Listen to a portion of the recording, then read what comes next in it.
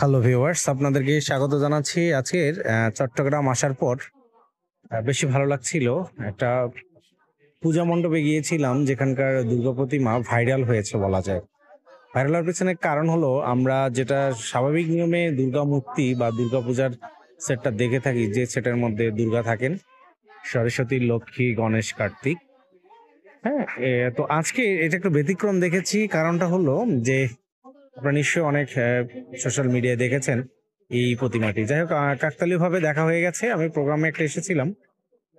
তো আজকে দেখতে গিয়ে দেখলাম যে প্রতিমার অবয়বটা টোটালি ডিফারেন্ট। হ্যাঁ, যে একটা মহিষের মস্তক বা মহিষের সুটে যেটা আমরা বলে থাকি, সেই মস্তকটা আলাদা করে রাখা হয়েছে এবং এখানে কিছু রোবোটিক ভাবে, আনকমন ভাবে এটা সেট করা হয়েছিল। আশা করছি আপনাদের অনেক ভালো লাগবে এবং ভালো লাগছে।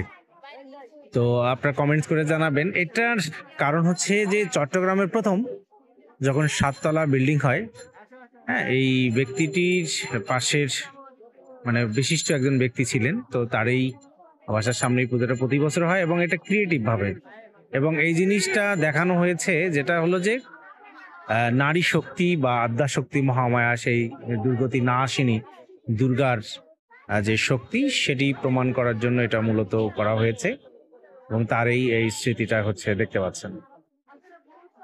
তো যাই হোক, আপনাদের কোনো মন্তব্য থাকলে কমেন্টস করে জানাবেন। আর আপনাদের কেমন লাগলো সেটি জানাতে ভুলবেন না। ভিডিওটি ভালো লাগলে শেয়ার করতেও ভুলবেন না। সঙ্গে থাকার জন্য ধন্যবাদ। আপনাদের সাথে আবারও নতুন কোনো বিষয় নিয়ে আপনাদের সামনে আসবো। সে পর্যন্ত নিজের প্রতি খেয়াল রাখুন, সাবধানে থাকবেন। নিজের প্রতি আবারও বলছি, খেয়াল রাখবেন। ধন্যবাদ সকলকে ভিডিওটি দেখার জন্য।